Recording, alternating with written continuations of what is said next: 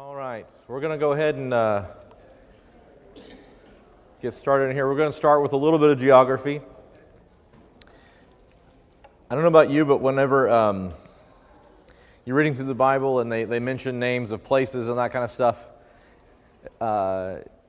it's sort of like, that doesn't really mean anything to you unless you've seen it on the map. You kind of know where it is. And we'll be mentioning a few places tonight in our comings and goings through 2 Samuel. The places of note for this evening are going to be Mahanaim, right here. I don't want to shine a light in your face. That'd be bad. So this right here, just remember where we are in the story. So we talked about, 1 Samuel being transition. 2 Samuel is supposed to be all about David. And when we're transitioning from one dynasty to the other dynasty, we're transitioning from Saul's lineage to David's lineage. And there is this last vestige of Saul's lineage that's kind of trying to hang on to the Saul dynasty. And so there's a divided Ishbosheth, the son of Saul, is kind of, the kingdom is sort of divided. We have Judah in the south and the other tribes, Israel in the north. Sounds familiar, right? We've heard that before. So that's what's happening. So this is where Ishbosheth is right now. Okay, that's his capital in the north. And this is where David is with his band of mighty men and those who are supporting David, who is the anointed of the Lord, who should be the king right now. And so that is where he is. Now, we mentioned last Wednesday where they had that fight in the Gibeon area where the one guy got a spear shaft through his belly and out his back with the blunt end of the spear, which, if you had to choose between each one, I would choose a sharp end. But that was right here in this area. So David's men came up here, and Ishbosheth's men came down here, and that's where they had that fight, that altercation.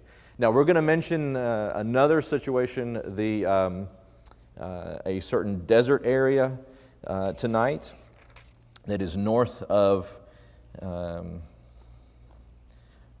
Dead Sea, the Arabah area, which is right here in this area. This is just a wilderness desert area. The only reason that may be famous, Decapolis, is kind of in that area, the 10 cities area during the time of the Romans. If you've ever watched Indiana Jones, and there's the Valley of the Shadow of the Moon or whatever, remember when they had to go to that temple and choose wisely on which was the Holy Grail? Any of you ringing any bells? Okay, so that palace or that place they went where they filmed that is right there in this area. As well. So we're going to be talking about that when we get closer in chapter 4. So anyway, just to give you an idea of the areas we're talking about tonight, so that when we do mention them, you'll say, okay, I know where that is. I know about where that is in Israel's geography. So let's fast forward to chapter 3, as we're looking at. Chapter 3 starts off with this phrase. Now there was a long war between the house of Saul and the house of David. How long, we don't really know exactly the time period, but it wasn't short. So there was this war between the house of David and the house of Saul. And what are they fighting over? Do you remember? What are they fighting over? What are they fighting for? The kingdom, right? They're fighting over the kingdom. So Ishbosheth says it's mine. David says, well, God said it's mine, and it's a house divided. So we talked about a famous character, and he's going to come up again, and that is Abner, and is going to play a big part in what's going to happen in this chapter. And so there was this long war between the house of Saul and the house of David, and David grew steadily stronger, and the house of Saul grew weaker continually. So what's happening between these two houses? You have these two houses, you have these two groups. The house of David continues to grow, and the house of Saul continues to diminish. If you're in the house of Saul, can you see the writing on the wall? things aren't going to go well. Like it's coming to it's winding down, right? And so everybody kind of in that household is getting that idea. Now we have this interesting note here in the first few verses, verses 2 and through 4. We have this rundown of David's sons, what sons David has. And they give the son and the wife to whom that he had this son with. And he mentions several. He mentions Anoam, the Jezreelitess, as far as one of his wives. And then he mentions Abigail, the widow of Nabal, the Carmelite. And then he mentions his son Absalom, the son of Maacah, the daughter of Talmai, king of Geshur. What's interesting, what is of note that this wife is the daughter of the king of Geshur? Why is that something that might prick our interest? Well, she's a princess. Maybe she was pretty. Disney had nothing to do with this one, right? But another line of royalty in the kingdom, etc. Yes, who were they supposed to marry? Deuteronomy 7 verse 3, they were supposed to marry Jews, like Jews marry Jews. That's how it was supposed to, that's how they were supposed to do. God said specifically you're supposed to marry them because if you marry outside of the house of Judah, if you marry outside of Israel, they will lead your hearts away to worship idols and that kind of stuff. So David, if you look through this list, and some of you are reading ahead like good students, and reading these few verses, how many wives does he mention? There are 6 wives here. I'm not going to comment on whether that's prudent or not, but what may not be prudent is marrying outside the lineage of Judah. Who are these people? And Joshua 13:13 talks about these groups of people, that this was a group of people who was in the land of Canaan when they came in to expel them, to eradicate the Canaanites. And this is a group of people that they could not expel. It wasn't that God didn't allow them to do that. It's that just circumstances were that they could not expel this group of people. And so they kind of intermarried into the Israelites. And it's going to cause problems for David later on. This guy Absalom is going to cause problems for David later on in this book. And we'll see why it wasn't prudent. So a little bit of foreshadowing, if you want to put a mental note there with this son and this wife, there is going to be some issues. But we see here David had 6 wives at this point, and the sons that he had with those wives. Verse 6, we start this section where we begin to see not necessarily some treason, but some people deciding that it's better for the kingdom if we make peace. And so in verse 6, it came about while there was war between the house of Saul and the house of David, that Abner was making himself strong in the house of Saul. Abner was coming up. Remember, Abner was a cousin to Saul, right? This is a family member, and he's making himself strong in this family. And Ishbosheth says to him after he finds out that he had relations with one of Saul's concubines. Ishbosheth says, you can't say that real fast, "Why have you gone into my father's concubine?" Do you think he cared about what his cousin or uncle was doing on the side? Do you think he cared about that? Why would he care about this happening? What do you think? Seems kind of random, right, that he would care that he went into his father's concubine. This is a power play, is what this is. This is a power play. And we'll see this again later on in 2 Samuel. But this is, as he's growing up, as Abner is coming up in rank or coming up in power, at least in the house of Saul, this is a power play. And so this is why Ishbosheth calls him out on it. This is why Ishbosheth, because now that he's done this with the wives or one of the concubines of Saul, he can lay claim to more power, more authority in that culture. It's not something that we would even recognize or even care about. We might say ooh or something like that, but it's not anything that we would recognize as being important. But at that time, this was a power play on behalf of Abner. Abner, we're going to see as this chapter unfolds, Abner's trying to make peace. He's trying to make things kind of copacetic again and get back the way God wants it to be. And so we're going to see how this plays out. And so he basically fusses at Ishbosheth at this point. Then Abner was very angry over the words of Ishbosheth and said, "Am I a dog's head that belongs to Judah? Today I show kindness to the house of Saul your father, to his brothers and to his friends, and have not delivered you into the hands of David. And yet today you charge me with guilt concerning the woman." So it's basically saying, I've done well to protect you and not give you over to David and not deceive you and make that happen. Why are you treating me like this?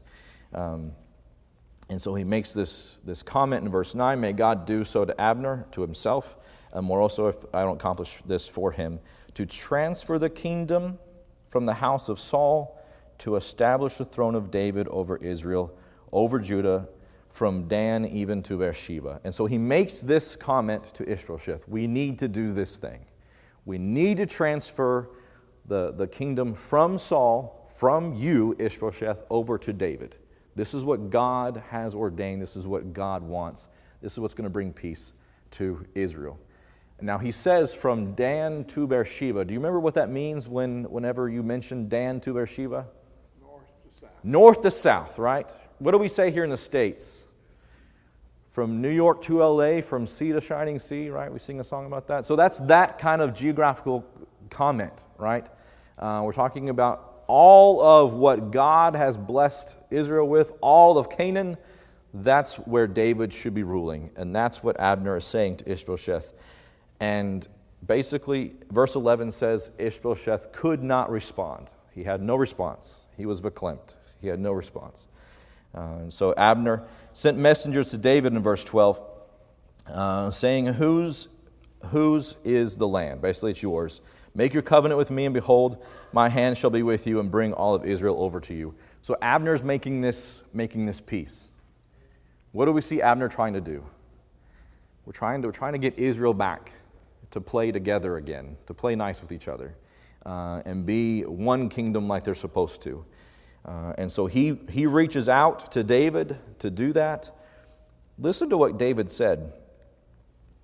Verse 13, "Good, I will make a covenant with you." Had Abner done anything to David that would cause him to think otherwise about this, relationship-wise? Were they BFF in the past? Yes, and we'll get there in just a second. Exactly right. Now, Abner was the commander of Saul's army, and Saul was the guy that was chasing David all over the place, right? And so he kind of had a hand in the persecution that David received. Okay, so he sort of had a hand in that, Abner did. But David is here not holding a grudge. David is not. David wants what's best. Obviously, it's going to go well for him if the kingdom comes back together. But he could have responded in a different way. But he responded as though he was waiting for this, right? He responded as though he was waiting for this. Good, but here's what he says. "But I demand one thing of you, namely, you shall not see my face unless you first bring Michal, Saul's daughter, when you come to see me." Who is this person? Saul's daughter. Yes, his first wife. Now, this is the lady that he fought for, right? This is the lady, Michal, trying to fancy that up. It's Michael, basically, is how it's pronounced. What act did he do to basically win her, not her affections, but to win her hand from the father? Do you remember? Yeah, the debt was 100 foreskins, right? And he went double. He doubled that. And we talked about whether or not it was a situation where he just thought Saul was going to change the number on him, or he wanted to show how the worth or the affection he had for her. We don't know. It's more romantic to say he did it because he, thought that much of her. What a gift, right? So But it is said, if you look over in 1 Samuel 18,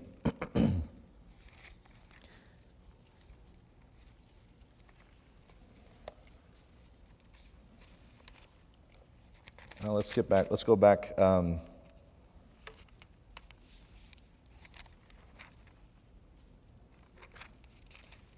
Samuel 18, verse 20. Now Michal, Saul's daughter, loved David. So we get this commentary. Even the writer of this book knows that she loved David. And so it wasn't one-sided in that relationship. Right? It wasn't one-sided. And then when he fled because of persecution, he was given over, or she was given over to somebody else. In 1 Samuel 25:44, she was giving over to another guy to be Patel's wife. And so David sent messengers, and that's exactly what happened. David received her back. Beginning in verse 14 of 2 Samuel chapter 3. So David sent messengers to Ishbosheth, Saul's son, saying, "Give me my wife, Michal, to whom I was betrothed for 100 foreskins for the Philistines." And Ishbosheth sent and took her from her husband, from the son of Laish. But her husband went with her weeping. So, he loved her. Yes, sir. Wasn't there a circumstance where David came back from somewhere and he was joyous, and Michal looks out and sees him coming down the road, and she was disgusted with him. He was doing something. Am I thinking about the right person? Yes, I can't think of that offhand. She got really mad at him, and it seemed to indicate that the relationship had soured. Yeah, well, she helped him escape persecution. Early on, she did, yes. And I have to go back and look at that. If you want to Google search that real quick. Okay. But so in this situation, he's wanting her back. Now, if you want the movie version, maybe this is a romantic, I want her back, I've always loved her, and that kind of stuff. But if you're looking at it politically, what are we looking at here? She is Saul's daughter, right? What are you trying to do with the supporters of Saul? You're trying to annex them into. So would it be convenient to ask for her back? Of course, it would be convenient to ask for her back. What's that? Yeah, this guy who was not supposed to have her to begin with is acting like a crybaby. David, the first time that Abner kind of comes to him and extends the olive branch, that's the first thing that David asks for, is for this wife to come back. It may be that he always wanted her back. It may be he still is upset about that. He could have held a grudge, obviously. It was not right what Saul did in that situation. He rightfully should have her back. But it could be that this is more of a power play. We don't know. We're just kind of looking at it between the lines. We don't know what the motivation is here exactly. If it's love or if it's power, don't know. Or if it's just the right thing to do. But he asks for her back, and that does happen. And her former husband weeps for her all the way almost back as before Abner turns him away in verse 16. And so, verse 17, Abner had consultation with the elders of Israel, with the people of the north. Okay, he gets those guys together with the people of the north, saying, "In times past, you were seeking for David to be king over you. In the times past, you were ready for this to happen." He reminds them of where they were before, right? He says in verse 18, "Now then, do it," right? Yes, sir. I found it was after this. Okay. It was when David retrieved the ark. Yes. Back down the road, and he was dancing and high-fiving. That's right, yeah. He was acting a fool, quote unquote, in the street. It was after this. Yeah.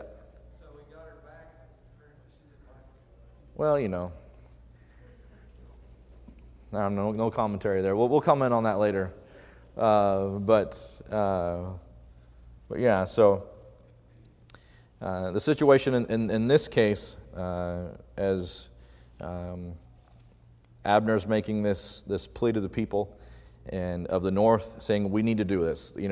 It's kind of the Nike slogan: just do it. Just do it already.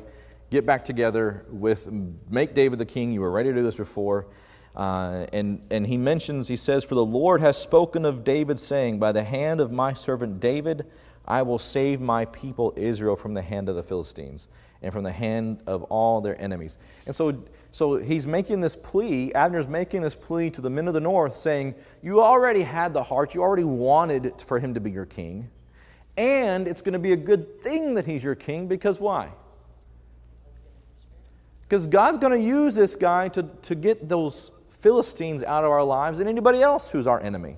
Now, they've had problems with the Philistines for a long time.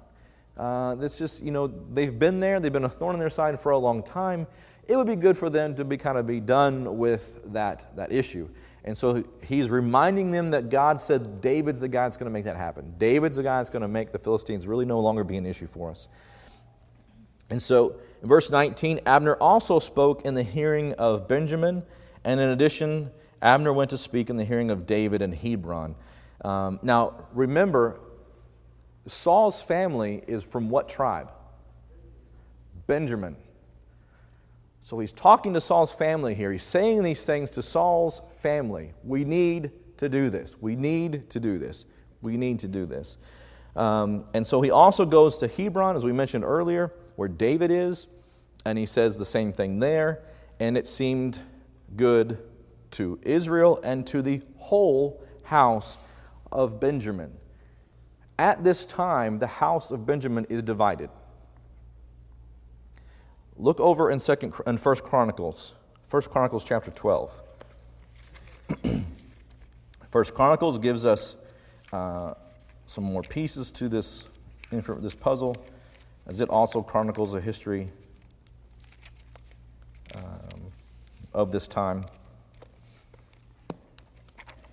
1 Chronicles chapter 12, verses 1 through 22. We're obviously not going to read this whole section, but just enough to kind of give you an idea of what's going on.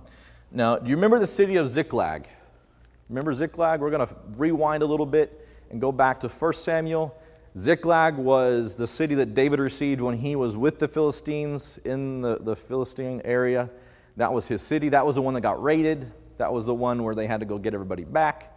And so this marks a time, and he talks about those who were on David's side in Ziklag. So when David is in Ziklag, that year and a half, slowly people were coming out of Israel and coming to be with David, to be on his team, to fight on his side. And some of those people that came here in verses 1 and 2, he says, now these are the ones who came to David at Ziklag, while he was still restricted because of Saul, the son of Kish. And they were among the mighty men who helped him in war. They were equipped with bows, using both the right and the left to sling stones and to shoot arrows from the bow. They were Saul's kinsmen from Benjamin. Now these guys were men of war. They were ambidextrous in killing people, which, if you're going to kill people, that's a good trait to have. If you can sling a sling from both hands. Now, if they could sling a sling from both hands at the same time, now that's something. That would be something to see, right? So these guys were men of war, all right? And he goes on to mention the Gadites. He goes on to mention people from Judah, from Manasseh. And so various groups of people were coming down. He says in verse 22, for day by day men came to David to help him until there was a great army like the army of God. And so this Chronicles gives us information that while he was in Ziklag, people were coming to David and to kind of band up to fight with him and to be on his side. And so whenever we mention here that he mentions the whole house of Benjamin was in agreement with this, that's because there were already people in Hebron, already Benjamites in Hebron on David's side, and there were still people who were holding on to Saul's dynasty where they had made their capital. So that's why it's important to note that they were coming together in this situation. In 2 Samuel, back in chapter 2, we see that Abner, the son of Ner, the commander of Saul's army, gives us this information of where they were. And it mentions people who were on Ishbosheth's side. He made him king over Gilead, over Asherites, over Jezreel, over Ephraim, over Benjamin, even over all Israel. And it talks about Judah being with the house of David. But it wasn't all of Benjamin. It was, again, this concept that they were divided peoples. And so this was very much a situation where all of Israel was divided in relationship to where its allegiance was. Okay? So verse 20, the story continues. Abner had 20 men with him. So it's obviously he's not coming to fight against David when he goes to Hebron. He only has 20 men with him, and David made a feast for Abner and the men, and they were with him. And Abner said to David in verse 21, "Let me arise and go and gather all Israel to my lord the king, that they may make a covenant with you, and that you may be king over all your soul desires." And so David sent Abner away, and Abner went in peace. Again and again, Abner's trying to make peace. He comes as an emissary to David, talks to David, reassures him of their intent, and he says, "Now let me go back and get everybody, and we're all going to be on the same side, on the same team." Abner is very much this concept that we read about in Matthew 5:9, blessed are the peacemakers, right? He is a peacemaker. He is trying to bring the house together. He's trying to bring everybody together on the same side. Now, as was mentioned earlier, there's some bad blood still. There's some bad blood. Verse 22, "And behold, the servants of David and Joab came from a raid and brought much spoil with them. But Abner was not with David in Hebron, for he had sent him away, and he had gone in peace. And when Joab and all the army that was with him had arrived, they told Joab," all right, special note here, they can get you in trouble, right? They can, this ominous group, they. Well, they say this. Have you had those conversations with people? Who is they? Who's they? Here, they told Joab, we don't know who they is, but they told Joab, saying, "Abner the son of Ner came to the king, and he has sent him away, and he has gone in peace." Why would they do that? They're going to stir up trouble, right? You're just stirring up trouble. And there's always going to be they that stir up trouble. It is not necessarily in our power to stop that, but it is in our power to not respond in a way that they would want us to. And so they, in this situation, stir up trouble. "And Abner the son of Ner came to the king, and he was sent, and they sent him away," is what they tell him, "and he's gone in peace. And Joab came to the king and said, 'What have you done?'" This is like classic movie situation, right? Classic. He comes down, you imagine a throne room, you imagine where David is, and he comes busting in there. "What have you done? You sent my enemy away," right? And so this is kind of what is unfolding here. But Joab says, "Abner the son of Ner came to the king," fast forward, "What have you done? Behold, Abner came to you, and when they have sent him away, and he is already gone, you know Abner the son of Ner, that he came to deceive you and to learn of your going out and coming in, to find out all that you're doing." What is he guising his vengeance or his anger as? What is he hiding it under? He's pretending to care about David. He's pretending to think that, well, Abner's a spy. Abner just he's gonna lie. He's gonna overthrow us. You need to take care of him, right? That's what he's hiding this under, and saying this responding this way to the king. And so Joab leaves. Joab goes out from David in verse 26, and he sends messengers after Abner, and they bring him back. He only has 20 men. It's not like he can fight against the messengers. We don't know how many he sent. They came back. And David, I think important note here, David did not know what was going on. Abner was the commander of the army. So he has a lot of leeway to do things that David doesn't know what's happening. It's easy for Joab to send an emissary out and bring these guys back to him without David knowing about it. And so then Abner returned from Hebron. Joab took him aside to the middle of the gate to speak to him privately. Be kind of cautious if your enemy wants to speak to you privately. Just throwing that out there. If you guys have enemies, I don't know what's going on. If you guys have mortal enemies, be careful if they want to speak to you privately, right? They do not turn your back on them, right? Do not turn your back on, don't lower your guard. And record the conversation if you need to. You never know what's going to happen, right? You never know what's going to happen. So in this situation, it would have gone well for Abner to heed this discussion. And so they took him aside privately, and he struck him in the belly. I think in the King James it actually says, like, in the fifth rib. So he struck him, and he died on account of the blood, on the blood of Asahel, his brother, right? And so now we know really why he's dying. The text tells us really why he's dying. It wasn't that he thought he was a spy and he was protecting him. It's good for national security, right? National security. We're doing this for national security. No, that wasn't it. It was just plain old, everyday, common vengeance, right? That's what it was. Just common vengeance. Afterward, when David heard it, he said, I and my kingdom are innocent before the Lord forever of the blood of Abner the son of Ner. May it fall on the head of Joab and all his father's house.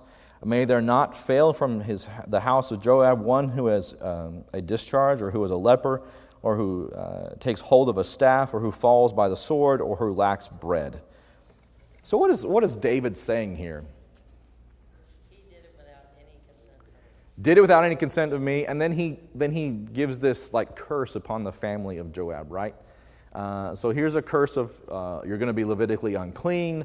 You're going to have people that are unhealthy, that are poor. That's going to be your family, and that's what he's saying in relationship to Joab. So Joab and Abishai, his brother, killed Abner because he had put their brother Asahel to death in battle at Gibeon. And so here we see the real reason why. It wasn't for the good of the kingdom. It was because of what happened at Gibeon. And then in this situation, they begin to mourn Abner. And you see that David is very much a man who is about justice, what is right. And it was wrong to do this to Abner. Abner was trying to make peace. He'd been a bad guy in the past maybe, but he's trying to make peace. We're trying to bring the house together, and they do this thing. And so then David said to Joab and to all the people who were with him, tear your clothes and gird on sackcloth and lament before Abner. And the King David walked before the bier, or before the litter that was carrying the body of Abner. And thus they buried Abner in Hebron. And the king lifted up his voice and wept in the grave of Abner, and all the people wept. So this was a great lament. We even have a lament recorded here for Abner. And so we see David and what he's doing in relationship to the people. And all the people wept over him. Apparently David was fasting, because in verse 35, the people try to get him to eat. And he said, I'm not going to eat until the day is done. And then verse 36, now all the people took note of it, and it pleased them just as everything the king did pleased all the people. Again, everybody loves David, right? David's doing the right things. He's doing the things that are just, that are right.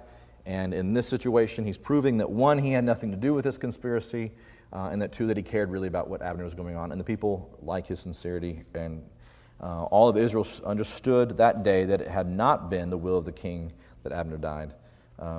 And David said, do you not know that a prince and a great man has fallen this day in Israel? And then David says, may the Lord repay the evildoer according to his evil deed. David basically said, I'm too tired to deal with the judgment of these men. May the Lord deal with them as they have dealt with Abner. So that closes chapter 3. And as Abner's trying to bring everybody together, he's killed, and that conspiracy unfolds. And now we have another death in chapter 4, the death of Ishbosheth, the king of Israel. It's a very short chapter. And now when Ishbosheth, Saul's son, heard, verse 1 of chapter 4, heard that Abner had died in Hebron, he lost courage. Now remember what's happening with this house of David, what's happening with the house of Saul. The house of David goes up as the house of Saul goes down. There's a song like that, right? Blessings. Okay, so the house of David is going up and the house of Saul is going down. And now your commander-in-chief, the guy who was raising in power and everybody respected, the commander of the army, he's dead. And so are you going to lose courage? Probably. So he had gone to make peace and he had died. And all Israel was disturbed. Saul's son had two men who were commanders of bands. Okay, this is Ishbosheth. Had two commanders. The name of the one was Baanah, and the other was Rechab, the sons of Rimmon, the Berite of the sons of Benjamin. All right, here's another note. For Beeroth is also considered part of Benjamin, and the Beerothites fled to Gideon and have been aliens there until that day. Now, you probably, and I didn't, I kind of looked this up to remember what was going on. Whenever they came to conquer the land, in Joshua chapter 9, the kings of that land knew that they were coming in to conquer them. They knew what the people of God had done to Jericho. They knew what they had done to the city of Ai. And so they began to take different approaches to how they were going to deal with this invasion. All right? Now you have two options. You can fight against them, which apparently wasn't working, or you can try and trick them. And so there was a group of people who tried to trick the people of Israel. Do you remember what they did in Joshua chapter 9?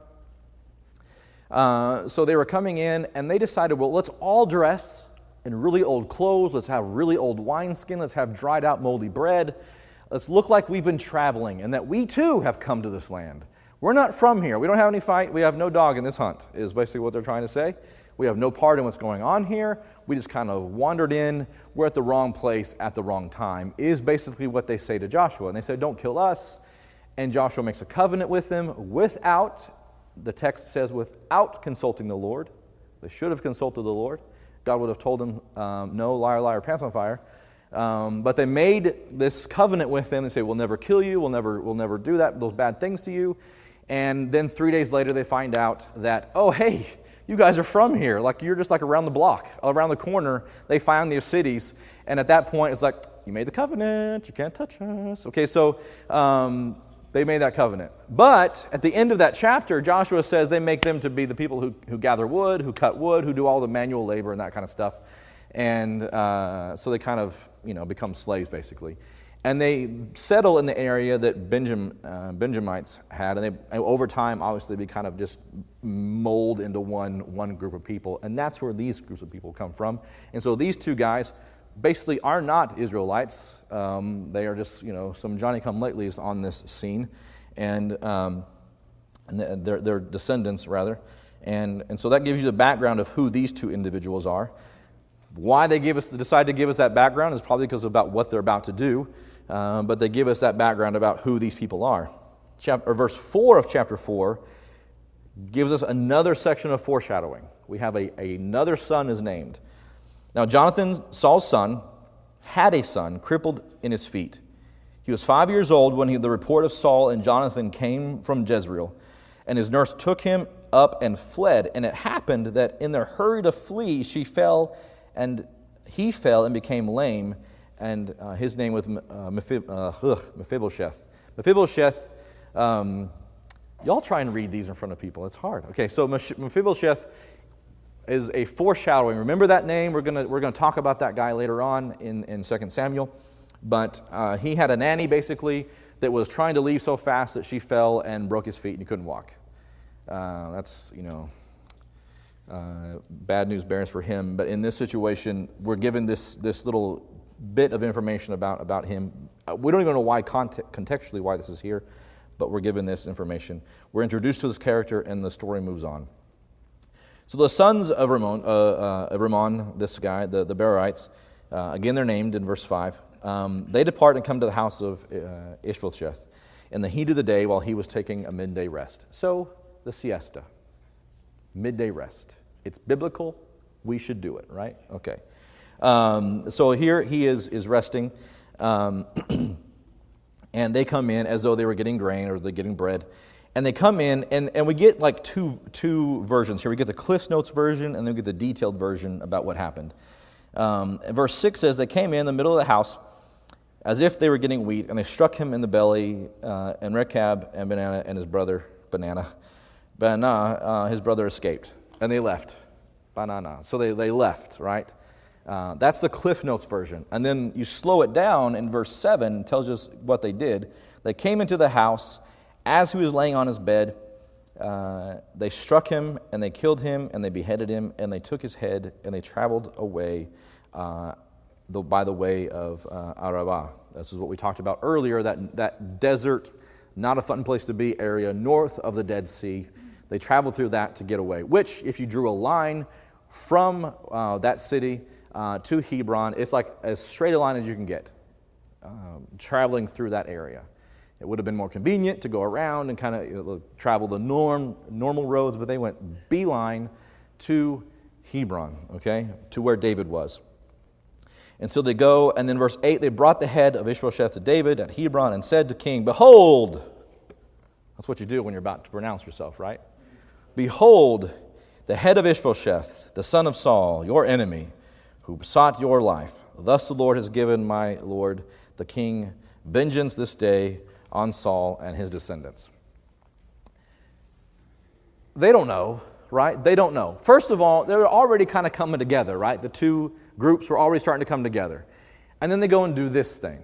They also don't know how David feels about this. What happened to the last guy that he thought was doing David a favor? He died. Remember he said, why would you kill God's anointed? He even lied about doing it. He really didn't do it, and he lied about it. So David answers. David answered Rechab and Baanah, his brother, and as the Lord lives, who has redeemed my life from all distress, when one told me, saying, behold, Saul is dead. Okay, so he's remembering that, and thought he was bringing good news. He thought he was bringing good news. Saul, I seized him and killed him in Ziklag, which was the reward I gave him for his news. How much more when wicked men have killed a righteous man in his own house, on his bed, shall I not now require his blood from your hand and destroy you from the earth? And so David commanded the young men, and they killed him. All right. Sorry, got crazy there with the mic. So if you kill somebody and you think you're doing somebody a favor, like I don't recommend killing anybody, but if you thought you were going to kill somebody and do somebody a favor, and you've come in and announced yourself, behold, I've done this great thing for you, I've rescued you, and David said, actually, no, you're going to die. Do you think you probably went from here to here, maybe? Like you thought you were some big guy, you thought you were important, and all of a sudden you're like this big and you're about to die. That's probably not a good thing, right? Probably a bad day. You thought you were doing such a good thing. And so they killed them.